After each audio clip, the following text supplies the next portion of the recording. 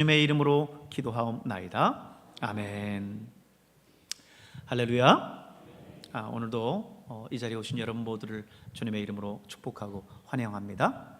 여러분의 영혼이 잘된 것처럼 늘 범사가 잘되고 강건한 은혜가 있기를 바랍니다. 추석 연휴가 시작됐죠. 아마 이곳에는 부모님을 찾아뵙기 위해서 또 고향을 찾아서 함께 이 자리에 예배에 참석한 분들도 있을 텐데, 오늘 여러분의 삶 가운데에도 하나님의 큰 은혜와 축복이 함께 하실 수 있기를 축원합니다. 이번 추석 연휴가 최장 10일까지 연휴가 이어지다 보니까요, 총 이동 인구가 3,218만 명 정도 될 거라고 국토부가 예상을 하더라고요. 작년보다 한 8.2%가 증가했다라고 해요. 올 추석 연휴는 개천절 또 한글날 이렇게 둘 다 이렇게 포함되어 있다 보니까 징검다리 휴일을 이제 10일로 두고 있고, 이 10일을 연차나 월차로 쉬면 최장 10일을 쉴 수 있게 되는 거죠. 그래서 고향도 고향이지만 여기저기 또 여행을 다니시는 분들도 적지 않아서 사실 주일이 걱정이 됐는데, 오늘도 어김없이 하나님 앞에 나와서 예배하시는 여러분을 보니까 참 마음이 흡족합니다. 참 대단하십니다. 우리 앞뒤 좌우에 있는 분들과 함께 인사 나누시면서 아이고 집사님 대단하십니다. 함께 인사 한번 나눠보겠습니다. 아이고 집사님 대단하십니다. 장로님 대단하십니다. 아이고 권사님 대단하십니다. 그렇습니다. 여러분 자손만대가 복 받으시길 바랍니다. 네. 오늘 본문은 예수님께서 체포되시고 십자가에 못 박혀 돌아가셨던 장면 가운데 마지막 부분에 해당하는 내용이에요. 예수님께서 겟세마니 동산에서 체포되시고 십자가에 못 박혀 돌아가실 때 사실 대부분의 제자들은 그 자리에 없었죠. 그 자리를 피해서 이미 도망했습니다. 자기 겉옷이 벗어지는 줄도 모르고 도망한 제자도 있었다라고 성경은 기록하고 있죠. 마가복음 14장 50절에서 52절에 있는 말씀을 보면 거기에 그렇게 기록하고 있는데 한번 확인해 볼까요? 우리 같이 한번 읽어보겠습니다. 제자들이 다 예수를 버리고 도망하니라. 한 청년이 벗은 몸에 배 혼이불을 두르고 예수를 따라가다가 무리에게 잡힘에 배 혼이불을 버리고 벗은 몸으로 도망하니라. 네, 그렇죠? 제자들이 다 예수를 버리고 도망했다는 거예요. 그리고 그 중에 한 제자는 어떻게 했다고요? 지금 배 혼이불을 벗어버리고 벗은 몸으로 걸음아 날 살려라 도망했다, 이렇게 기록하고 있습니다. 십자가에 못 박히신 예수님, 그 예수님 곁에는 아무도 없었습니다. 그도 그럴 것이 지금 예수님이 십자가에 처형당하는 그런 상황에서 그를 추종하는 제자라고 하는 그 사실이 발각되면 자신들도 어찌 될지 장담할 수가 없기 때문이죠. 그런 상황 속에서 그 장소에 그럼에도 불구하고 남아있었던 사람들이 있었습니다. 누구죠? 25절에 기록하고 있는데요, 우리 한번 또 같이 한번 읽어보겠습니다. 시작. 예수의 십자가 곁에는 그 어머니와 이모와 글로바의 아내 마리아와 막달라 마리아가 섰는지라. 자, 누가 있어요? 예수님의 어머니, 그리고 이모, 글로바의 아내 마리아, 그리고 막달라 마리아, 모두 4명의 여인들이 있어요. 남자는 믿을 게 못 돼요. 지금 4명의 여인들이 있고요. 여길 보면 이모를 제외하고는 전부 마리아라고 하는 이름을 쓴다는 공통점이 있습니다. 예수님의 어머니도 마리아죠. 또 이모를 제외한다고 했죠. 글로바의 아내도 마리아고요. 막달라 마리아도 마리아입니다.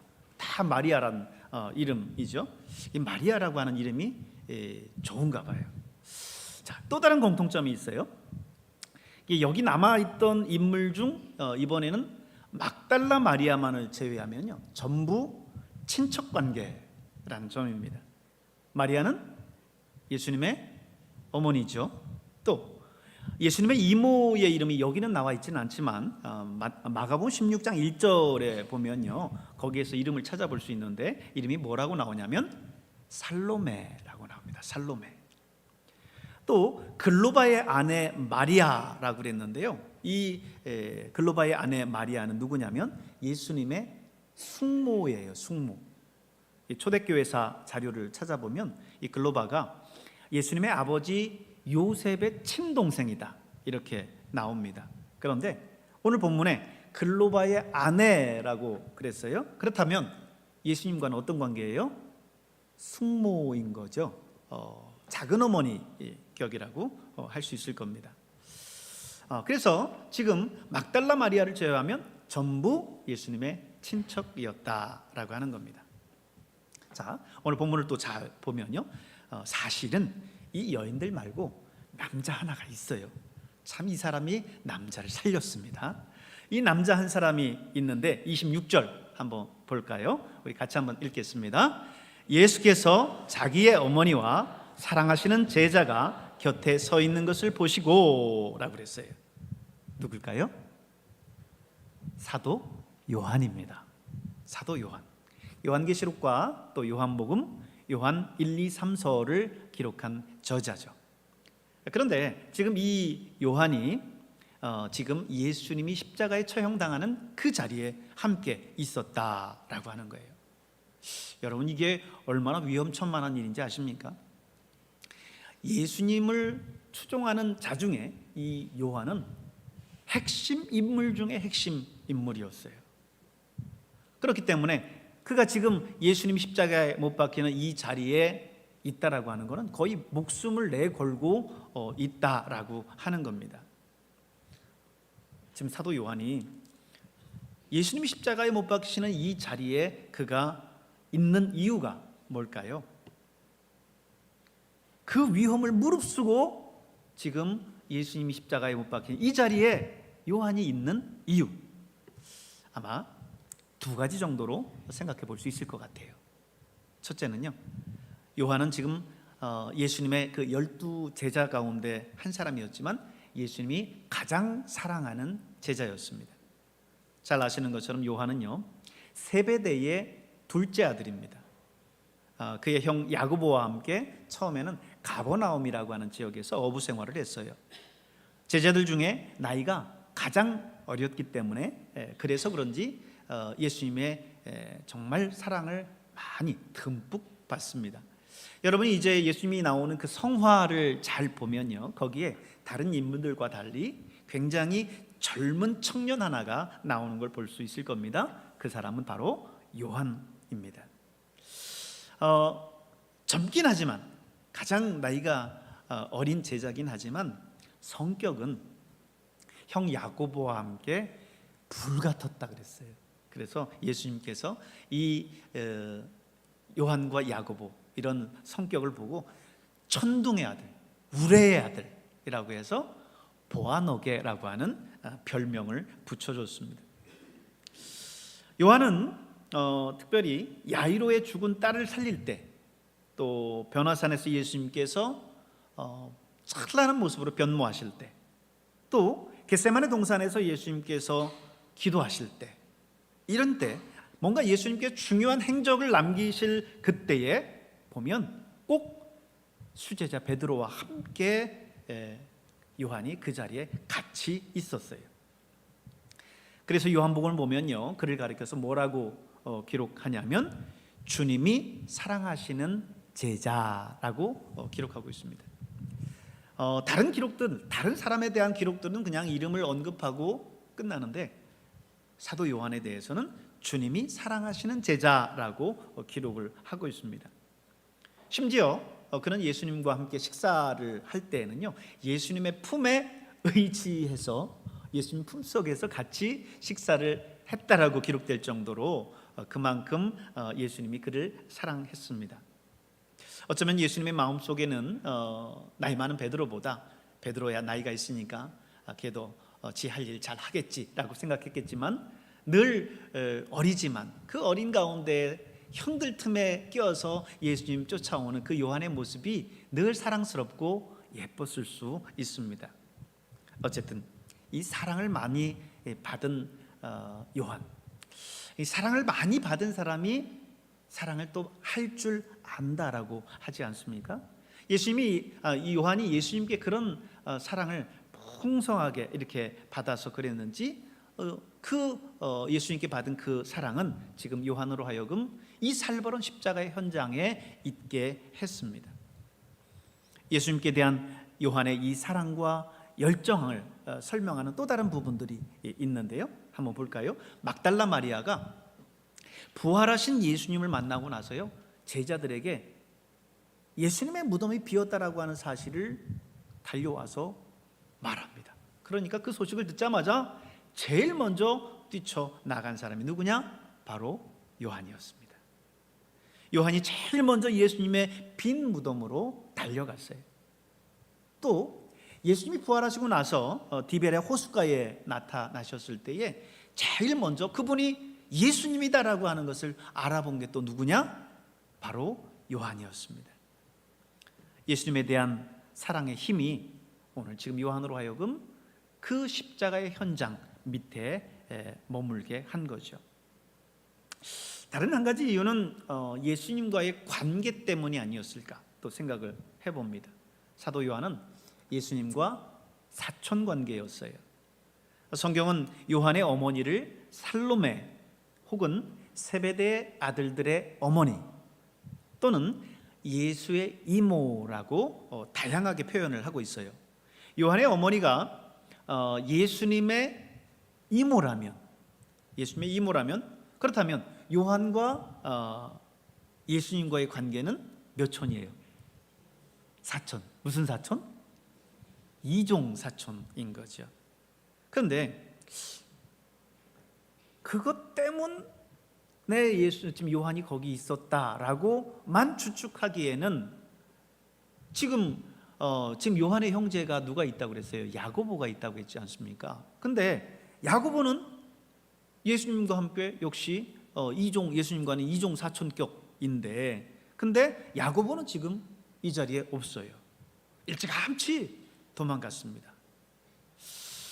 어쨌든 우리가 사도 요한이 그 위험에도 불구하고 십자가 밑에 있을 수 있었던 이유를 추론해 보면 예수님께 그 누구보다도 사랑을 많이 받았고 또 예수님의 이종 사촌 동생이었다라고 하는 이 두 가지로 한번 추론해 볼 수밖에 없는 것 같아요. 그런데 더 놀라운 것은 예수님이 지금 그 자리에서 요한에게 자기의 어머니 마리아를 맡깁니다. 오늘 말씀에 27절 말씀에 보니까 뭐라고 했어요? 또 그 제자에게 이르시되 보라 내 어머니라. 지금 요한에게 이야기하는 거예요. 요한아 내 어머니다. 이렇게 이야기하니까 그때부터 그 제자가 자기 집에 모시니라 그랬죠. 요한은 두말 없이 지금 예수의 어머니 마리아를 자기의 어머니로서 모십니다. 여러분 아무리 이종 사촌 동생이긴 하지만 이종 사촌 형님의 부탁을 받고 이모를 그것도 뭐 한두 달 정도 모시는 것도 아니고 평생 어머니로 모신다는 게 여러분 이게 쉬운 일입니까? 그런데 요한의 정말 위대함은요, 그 예수님의 말씀을 듣고 그 후부터 마리아를 평생 어머니처럼 모셨다라고 하는 점입니다. 전해오는 말에 따르면요, AD 66년경 사도 요한이 팔레스타인 지역을 떠나서 에베소로 갔는데 그때 요한은 고령이었었던 예수님의 어머니 마리아를 모시고 갔다는 거예요. 그래서 지금 이 터키의 에베소 유적지에 가면 산 한쪽에 마리아가 살았다라고 하는 집이 있고요, 가톨릭 신자들은 그것을 성지로 생각을 한답니다. 그리고 로마 교황도 3번이나 그것을 방문했다라고 해요. 어쨌든 마리아가 말년에 에베소에서 살다가 죽었고 그 마리아를 90이 되기까지 요한은 지극정성으로 모셨다라는 거죠. 대단하지 않습니까? 근데 저는 그 요한보다 그 아내가 더 대단하다고 생각을 해요. 여러분 요한이야 예수님의 사랑을 많이 받았으니까, 또 마리아가 자기 이모니까 그럴 수 있다라고도 하지만 요한의 아내는 어떻습니까? 사실 그럴 만한 이유가 전혀 없어요. 이건 시어머니도 아니고 뭐라고 해야 됩니까? 시이모라고 해야 됩니까? 시이모를 평생 자기 집에 모시고 산다라는 게 이게 가당키나 하겠어요. 그런데 요한의 아내는 말없이 이 마리아를 모시고 섬겼습니다. 나중에 하나님 나라 가서 물어봐야 되겠지만 전적으로 남편에게 순종하는 그 희생하는 마음, 그리고 무엇보다도 예수님을 믿는 그 믿음이 있었기 때문에 가능하지 않았을까 싶습니다. 저는 오늘 본문의 말씀을 묵상하면서 가족의 의미를 다시 생각하게 됐어요.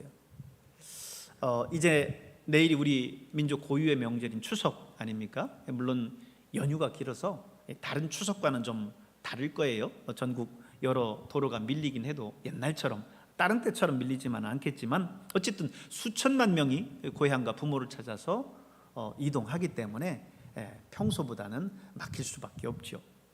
저도 이제는 고향에 가도 부모님이 안 계시고 지금은 누님이 군포에서 어머니를 모시고 있기 때문에 군포로 가야 되는데 저는 가까워졌어요. 근데 상대적으로 또 대전에 있는 저희 형님이나 작은 누님은 더 멀어졌죠. 근데 굳이 명절이라고 자식들까지 챙겨서 이제 이곳에 올라온다라고 하더라고요. 시댁에 가서 명절 세야죠. 또 출가한 자식들 또 부모 찾아온다고 해서 만나야죠. 걔들 데리고 또 어머니 뵈러 올라온다라는 거예요. 올라와 봐야 이제 어머니 고령에 몸져 누우셔서 말씀도 못 하시고 그냥 멀거니 쳐다만 보실 텐데 그 어머니 보러 오겠다는 거죠. 평소에 2배, 3배 걸리는 그 막힌 길들을 통해서 고생하면서 올라옵니다. 여러분, 이게 뭡니까? 이게 바로 가족이에요. 가족. 여러분도 잘 아시는 것처럼 연어는 매년 이 단풍이 곱게 물드는 이 9월에서 11월 사이에 자기가 태어났었던 모천으로 돌아옵니다. 이것을 일컬어서 모천회귀 본능이라고 이야기하지 않습니까? 연어는 민물에서 태어난 민물고기예요. 그런데 바다로 나가서 삽니다. 약 4년에서 5년 동안을 바다에서 살다가 이제 성체가 돼서 이제 알을 낳을 때가 되면 놀랍게도 자기가 태어난 그 모천으로 돌아와요. 그런데 그 올라오는 그 광경을 보면 정말 장관입니다. 거센 물결을 역류해서 그 바다로부터 민물까지 수만 리를 올라온다라고 하는 거예요. 참 경이로운 모습이죠. 심지어 폭포까지도 뚫고 올라온다라는 거예요. 이게 목숨을 건 귀한 길입니다. 그렇게 올라와서는 자갈이 깔리고 물살이 얕은 그 여울에 직경 1m 또 깊이는 약 50cm 안팎의 산란터를 만들어요. 그런 다음에 2-3천 개의 앵두빛 알을 낳습니다. 그리고 알을 낳으면 연어는 그곳에서 곧 죽고 맙니다. 그렇게 낳은 알은 2개월 정도 지나면 부화가 되는데 그 부화된 새끼 연어는 다시 바다라고 하는 그 넓은 세상으로 또 나갑니다. 그리고 이제 4-5년 후에 역시 다시 모천으로 돌아오는 거예요. 연어가 이렇게 태어난 모천을 찾는 것이 보면 참 인간이 고향을 찾는 것과 너무도 흡사해요. 그 고생해가면서 고향을 찾아 떠나는 그 귀성 행렬들을 보면요, 어쩌면 연어보다 더 강한 회귀 본능을 연상케 합니다. 부모가 계시고 내가 낳고 자란 그 고향 산천, 함께 울고 웃던 형제 자매들, 그들을 만나기 위한 그 부푼 기대를 안고 떠나죠. 그런데 그것은 명절을 맞는 한 일면입니다. 또 다른 일면을 보면 그 기대와 좀 다른 일면도 없지 않습니다. 어느새 추석은 본질적인 그 모습보다는 많은 사람들에게 부담스러운 또 명절이 되기도 했어요. 왜냐하면 명절 일가 친척들을 만나면 그나마 관심을 가져서 표현한다는 말이 아이는 낳냐, 승진은 했냐, 애들 공부 잘하냐, 이런 이야기들을 묻습니다. 개인적인 질문인데 그것이 그들에게는 또 많은 스트레스다라고 하는 거죠. 아내는 아내대로, 남편은 남편대로 추석 준비한다고 고생했죠. 거기다가 남편은 도와주기는커녕 이 눈치 없이 시댁 편만을 듭니다. 아내는 노예처럼 일만 하다가 시댁 잡일이 끝나지 않았다는 이유 때문에 친정을 갈 타이밍을 놓쳐요. 너무 화가 나고 명절 끝에 갈라서는 커플들이 적지 않습니다. 그래서 그걸 명절 이혼 혹은 명절 증후군이라고 표현을 했다라고 하는 것이죠. 명절 증후군을 앓는 거는요, 이게 주부들만이 아닙니다. 최근에는 남편과 애들 그리고 또 시어머니까지도 이것 때문에 괴로움을 겪는다고 합니다. 어떤 경우에는 추석이 형제 자매의 싸움터가 되기도 하죠. 돈 문제, 재산 문제, 이런 것 때문에 그동안 서로 쌓였었던 그런 감정들을 만났을 때 얼굴을 마주대하고 참지 못하고 폭발시키는 겁니다. 최근 이런 문제 때문에 자식이 부모를 죽이는, 살인하는 그런 일들까지 여러분 들려오지 않습니까? 저는 가족의 이러한 또 다른 일면들을 보면서 오늘 본문이 예수님이 십자가에 지실 때 남아 있었던 사람들의 모습 있죠? 이 모습이 오버랩돼요. 사실 거기도 잘 살펴보면 정작 진짜 핏줄인 예수님의 친형제들은 거기에 없었어요. 오히려 직계도 아닌 이모와 이종 사촌 동생, 그리고 아무런 혈연관계도 없는 막달라 마리아가 그 자리를 지키고 있지 않았습니까? 오늘 정작 함께 있어야 할 가족이 그 자리에 함께 있지 않고 정작 나누어야 할 사랑과 담소가 있어야 할 자리에 부담과 싸움과 스트레스가 있다면 우리가 이 추석을 떠올리고자 하는 그 가족의 의미가 무색해지지 않겠습니까? 여러분, 세상은 몰라도 우리 그리스도인의 가정은 달라야 될 줄로 믿습니다. 남만도 못한 가정이 아니라 세상 모든 사람들이 부러워하는 그런 가정이 되어야 될 줄로 믿습니다. 여러분, 무엇하러 그 고생을 하면서 귀향을 합니까? 가족이니까, 핏줄이니까 가는 거예요. 그게 바로 가족 아니겠습니까? 스페인 북서부에 갈라시아라고 하는 지방이 있는데 그 스페인 최고의 해산물인 페르세베로 유명합니다. 저도 아직까지는 먹어보지 못한 것 같아요. 먹고도 몰랐는지 이건지 몰랐는지는 모르겠는데 이 요리, 여러분 지금 보시는 이 사진의 요리가 페르세베입니다. 그런데 이 페르세베는 일명 거북손이라 불리는데요, 이게 주로 이 거센 파도가 있는 암초와 암초 사이에서 자란다고 그래요. 그래서 그거를 채취하기가 참 어렵다고 합니다. 어부들이 보통 이 밧줄 하나 이렇게 몸에 메고 들어가서 이 비싼 해산물을 따는 거죠. 집채만한 파도가 들썩일 때 이 어부들은 가냘픈 이 밧줄을 몸에 메고 이 위험천만한 환경 속에서 거북손을 채취하는 겁니다. 그런데 이렇게 극심한 상황 속에서도 그들이 이 밧줄 하나 달랑 묶고 이 바위에 붙어서 작업할 수 있는 것은 뭐 때문입니까? 배 위에서 이 밧줄을 놓지 않고 꽉 잡고 있을 그 사람을 믿기 때문에, 신뢰 때문에 그렇습니다.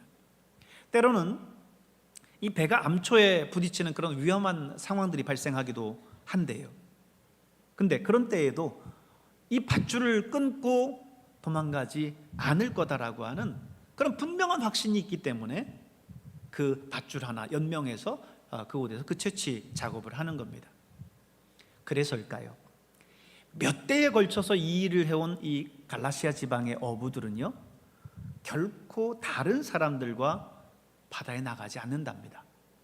오직 가족들하고만 이 작업을 한다는 거예요. 아무리 위험해도, 배가 파산돼도 오직 가족만은 이 밧줄을 끝까지 놓지 않을 거라고 하는 믿음이 있기 때문입니다.